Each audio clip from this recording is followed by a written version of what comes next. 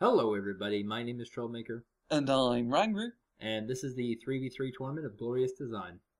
And today we are watching Random Team Name versus WTF in space on the map Telemark. On the NATO side, we have Random, Spectre, and Ribar making up WTF in space. And for our red NATO Op 4 side, we have random team name with chrisweb 89, MaxBooze, and Zwix. Finally, a NATO match. We've been wanting one of these for a while because we haven't seen one since ESL. So yay! Yay. NATO on NATO. It's an economy match as well, making this like RTR Random Team Name did do another economy match earlier against PLF, didn't they? Yeah, I think they must have only practiced economy. Yeah. And just like duped everyone. It's like, come on, man, economy, it'd be fun.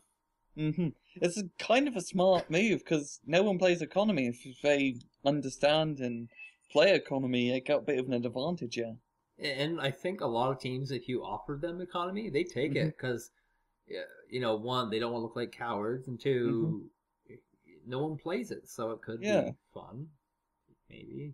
It's cool seeing a different game mode. I'm just gonna say that right now. But also, this map, it's a very big map. It's really more designed for 4v4, but it does work for 3v3. I'm just gonna be guessing. There's gonna be a lot of gaps left open, especially in economy where most people don't want to be spending lots of money. Yeah, it's gonna do some really weird things in terms of positioning because the reinforcement points are 2 points. And the new ones, of course, the Bravo and the India. And in most of them, they're worth 4 points. But not this one. So people might just avoid those reinforcement points completely. And try to get because you want points early on so you can gain more money to get the victory, because it's all about saving money and managing a budget and economy, kind of like real life. Fiscal responsibility. Fiscal, that's a better word for it. War game style. And we're not going to be seeing any MiG spam off the start, so maybe F-15 attacks, not entirely sure. We do have a few helicopters between both forces. chrisweb getting a Cobra top and a few Dorniers. We have a few Gazelles and Blackhawks at the bottom right side from Random. Might be rushing into your Alpha Town. That'd be pretty good to get. Yeah, it's hard to say what this even looks like anymore, because the old NATO versus NATO meta was that each side kind of goes for the air domination, and you basically see nothing on the ground but infantry and cheap tanks like Starships, Centurion 84mm, and then maybe a Leopard 2A4 here and there. But this looks like it's pretty heavy on helicopters, not a ton of infantry. No, a lot of helicopters, yeah. A few infantry units here and there, but not too much. Not the was it the reserve infantry? Oh, that was the thing in the old NATO versus NATO. It's just like, oh, I noticed that you only have one teammate who has maxed out the number of reserve infantry. Don't you feel foolish? Yeah, 3 reserve infantry before they got nerfed. That was just crazy times, right? It's just Danish and Swedish reserve infantry were the only 2 units anyone would ever use. Like, not even tanks, because you just get a bunch of reserve infantry for like 10 points a pop, put them around everywhere. Good luck trying to kill 40 units of reserves. Good luck. 2014 is the year of the MiG. I've been seeing a lot of those every January 1st or to January 31st. There's always an article that comes out saying, like, 2014 will be the year of this. And it never turns out to be the year of that. And the match has begun. And he playing Jofflabat. F4 Ice from MaxBooze, very cool. Tomcat from Ribar. We're probably going to have a lot more expensive, more quotation mark, proper aerial battles now, because people want to be getting the Tomcats and the F-15s, because you can't really spam interceptors for NATO. You can only really spam cheap bombers. Yeah, they don't really have the ridiculous number of cheap MiGs to worry about anymore either. I mean, the current NATO versus Pac metagame, the Tomcat can just get completely lampooned by just pure numbers. Yeah. I mean, Tomcat would maybe shoot down one MiG, but there's 5 other right up its arse. And that's never good. I mean, I think Random's going for a little bit of a Gazelle all in at the bottom. Smart, given the game mode. If you can get an early lead by, abusing the lack of AA available, you can do some pretty good damage. It does seem like Zwix is playing an all 3 this deck, so he's going to have his VIG-40s, which is a very capable AA unit, so Random might have to keep his eyes peeled for them. Up top in India and Hotel do have a few helicopters moving around the topside mountain, do a bit of scouting into November. Well, is that what we call it now? Scouting? This looks like it's a little attempt to get at the mic, actually. Oh, yeah. Trying to spin around the side there. You can go through all those mountains and forests and get into Mike and even spot that CV, but mostly you can spot the resupply line very easily from that little curve forest on a little hilltop, you see? Yeah, and that it gives this map's a little bit harder for sniping commands just because the main base and most bases don't have enough forested areas. And they're so big, the capture zones, they could be anywhere. Yeah. So, I mean, this is, clearly just going to be used for scouting.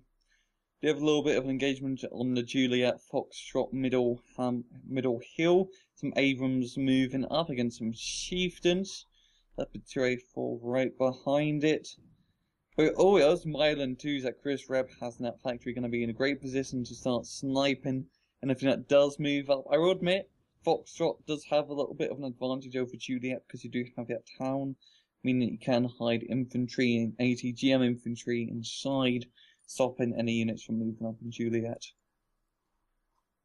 Yeah, that's the biggest complaint about these maps is that they're not symmetrical.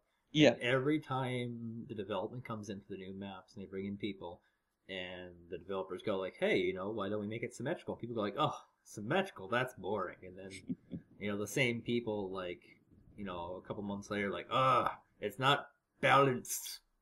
Yeah, this one side gets one building that makes this and this overpowered, and then you get a little bit of complaints here and there. But it's kind of a hard map design choice. Yeah, well, and this map itself is not exactly symmetrical. Yeah, it's slightly more symmetrical now because if you can kind of cut the map in half, and both sides will have equal amount of capture points. It's a lot of little things like the 4 zone on the bottom is much bigger than the one on the top. Yeah. So I mean that's more ground to cover. It gives you a slight advantage. But most of all, it will come down to skill in the end. This is still a skillful game. Inadvantage is not a word. Advantages? Disadvantage might be inadvantage not.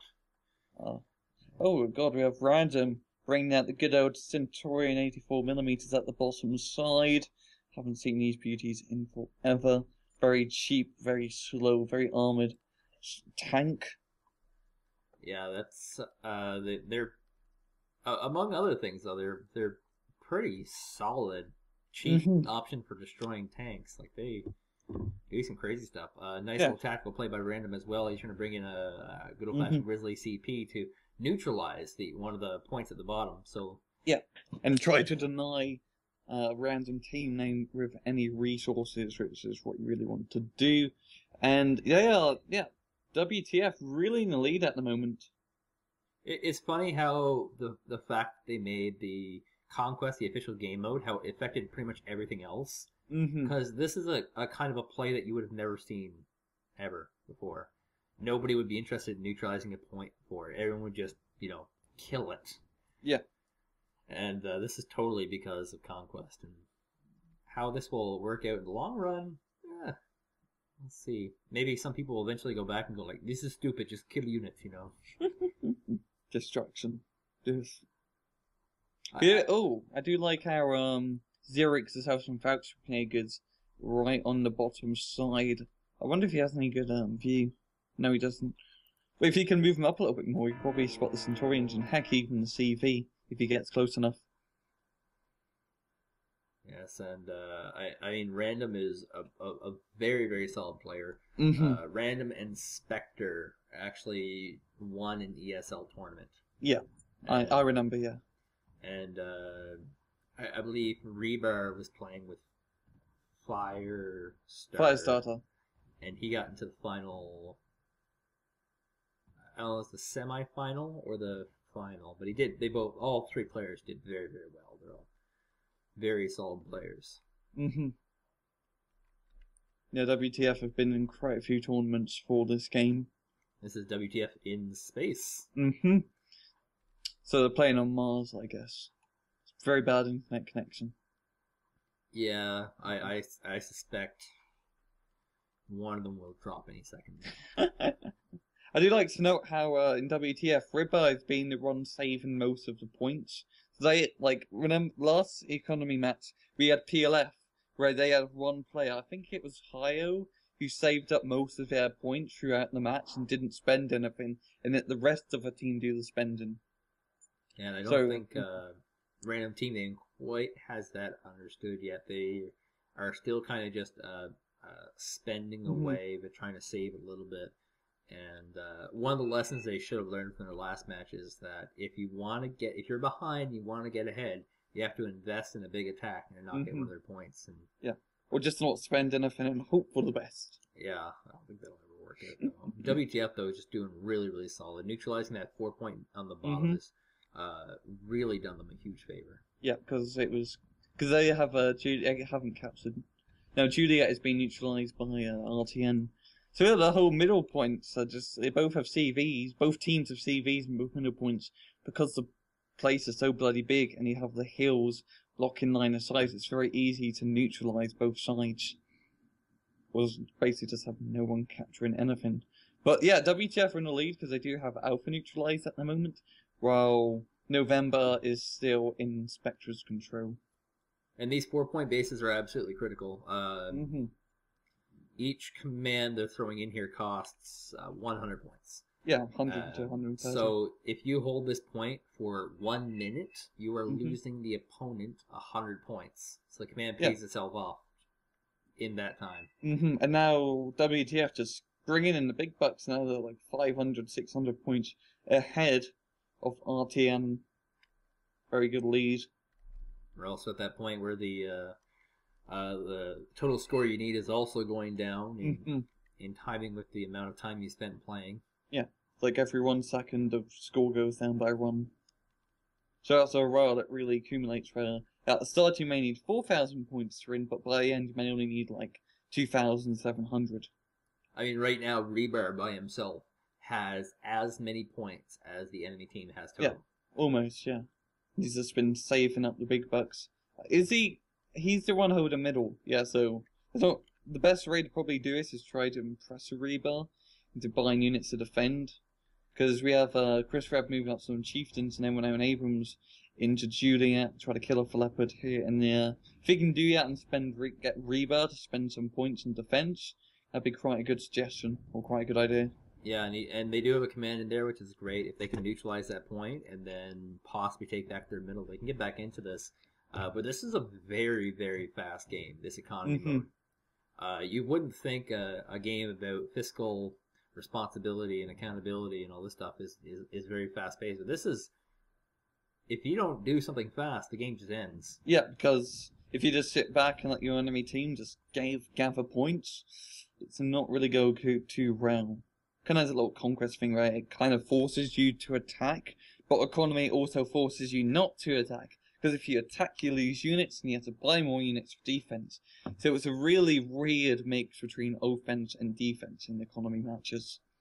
Yeah, there's a lot of, for Ribar, he's got the Leopard too, and he's got the Abrams, and he's got a lot of really staunch, heavy tanks in there. And they're pretty hard to engage in a pretty meaningful way. There are 10 Yagers in a position to try and flank that Leopard. Yeah. And if they can just get rid of that Leopard too, they can probably just move in and clear out the zone. They only have everyone on P left and a few A units. So yeah, if that Leopard 2 goes down, you're alright. It really allow RTN to move up. If they can just move their Shakers up, yeah. If you get a good flank shot, you probably knock off maybe 5 HP, 4 HP off the Leopard with a good side shot with the Panzerfaust. Yeah, very easily, and it's all about the vision too, because infantry have more stealth. Yeah, meaning that the Leopard won't be able to fully wind up to kill you without another spotter. So yeah, a good, and it's luck, a little bit luck too, because those shots have to hit from the Jaeger, but a good Jaeger shot could kill that. Does seem like a chrisweb has spotted, or guessing rather, enemy CV in Foxtrot is marking down all the points. Are we going to be seeing anything at all? No. Any bombing runs? Oh, what the? If you look at the whole left side of the map, Zwix is saving up all his empty APCs. Yeah, I noticed that. That was a bit weird to me. And it's not like they're not useless. They have guns on them. Yeah, they could be used for something, but they've been sitting there for a while, and it's really. I'm confused. It's really bizarre, and they're moving now. I don't know if he has a plan for this or. Maybe he thinks that if you lose units, it's like destructs, and I'm not entirely sure what he's doing here. They picked this game mode. They should have been the one to understand this. But the early start here by WTF was really, really strong, and if we don't see something from random team names soon in this middle area, they'll be not coming back from this. Yeah, it's just going quite poorly for them at the moment. Ribar just completely saving up. Random also not really buying anything at the moment, holding on to what he's got. And not really much offense at the moment from RTN. No, just sitting back. Ribar's been using, this is really smart too. He used mostly expensive units to open up. Yeah. And he's only things he's been buying are supply trucks. And he just hasn't been losing units. But as I say this, here comes the attack. Leopard 2 from the flank. Leopard 2s, Oh, M1P. Oh, yeah. Leopard 24 can move up. He could get maybe a good side shot into your standard Leopard 2s. It goes one from the M11P. He's going to go down at M11P. Just one more shot. And this is the kind of the perfect storm that we're talking about. They got a back flank of a Leopard 2. They have chieftains coming in from the front with an Abrams, and they have a Jaeger trying to pick off the Leopard 2, and he's almost got him. One more hit on the Leopard 2. Leopard 2 does go down. M11P is right. That was a bit of luck, yeah. That Jaeger almost died. A1 Abrams. Yeah, he's going to be moving up his chieftain now. And he's going to have very good control over Juliet if he can make the push right now. That was brilliant flank of the Jaegers, moving them in a perfect time.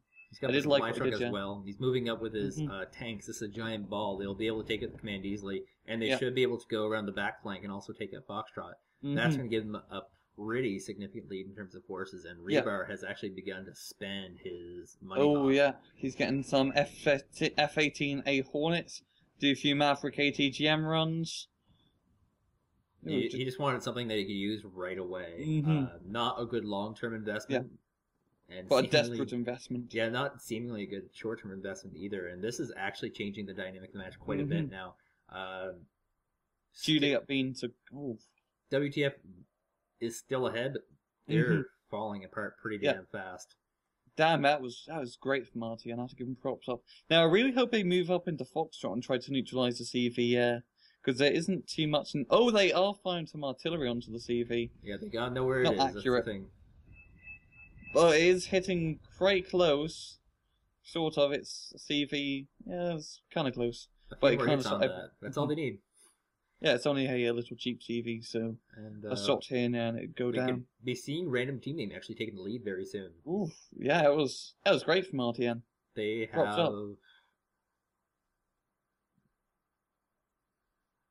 kind of got. I don't know. Let me look at the map. I think WTF still has more bases. Yeah, they do have Alpha under control still. But if RTN can control Foxtrot in there being the base lead. But right now, there's a weird. It's 2/3 of the game is over, and that means that you're in this weird position where it's like, well, if I spend, I might lose the game. Yeah, but if I don't spend, I could lose. I might lose the game. CV and Foxtrot getting neutralised now. RTN are going to be in the base lead, meaning that they can start capturing up to WTF quite fast. Those Ice is coming in, trying to scale off those F-18s. So looking at the map as is, in your expert opinion, what's next for Random Team Name? They really just need to hold on to Foxtrot and Juliet. Maybe try and neutralize a CV and Alpha, but don't do anything too big. Charlie's been... Yeah, WTF just knocked the crap out of Charlie. They have to move... Why are you moving this command away from Charlie? I don't know. He's moving another one up PAO. He has a Iltis or West German Jeep moving up into Charlie. I'm a little bit confused. He may just want to neutralize point. Yeah, it might be trying to min-max. If you can... It's just less gas travel. There's a small length you could ignore, then I guess this length would be ignored. But yeah, RTN, if they can just hold on to their butts for just like 600 points, they will have this in the bag. They are in the lead. Oh, this will be down to the Ribar, I think, because it's so close neck and neck. I think this will be their first win of the tournament as well. Yeah, if they win. And if they win, this would be devastating for WTF in space, because like I said, they're not these are not lame ducks. These are these guys win money. Yeah, we have WTF moving up a little bit. They didn't knock out the CV in Juliet. They're moving up a bunch of Centaurians and Leopard 2A4 to few Chieftains and attract Rapier. Chieftain Mark 10 is going to flank the Centaurian to Leopard 2A4. Oh, he can't fire. He has a firing computer reset. So for 20 seconds, that Leopard 2A4 will be pretty much useless. Rather, some Chieftains start firing on Centaurians. RTN still in the lead. Oh, they only need 200 points left. It's kind of neck and neck right now. With this point neutralized, they're slowing down their money a little bit. I have a feeling that they're just sitting back and not spending. Yeah, they're just trying to make most of what they got at the moment. Neither side are spending $1. Yeah, I was just looking at the spawn points. Nothing is coming out at all. Except for planes. So, I mean, I think this is it. Random Team Name's done it. Yeah, right? I think so. No one's spending money. They have the better advantage. Yeah. Oh. They have the advantage. They definitely see making a win now. So I guess congratulations, Random Team Name. First big win. Keep up with these economy matches, because you really put people out of their element. Yeah, that's really the main advantage of economy, because no one ever plays it. So put people out the element who don't feel super comfortable. And they do get the win. Wow, I thought they were going to lose, but nope, they managed to bring that back. Kills and losses pretty similar. Not a bunch, because it is economy, after all. 300 difference. And I mean, if these guys make it to the final, we could see an economy final. That'd be probably a first in Raw Game Airline Battle history, to be honest. But yeah, just great match overall. That run, this flank push with Leopard 2, and the work of that Jaeger. That was brilliant. Absolutely. Brilliant. I thought for sure with WTF having such a strong push that they were just done in, but that push is amazing. Yeah, it was great counterplay. Yeah, absolutely brilliant. Makes me very happy. And that's all we have time for. I'm Rangru. And I'm Troublemaker. Take it easy.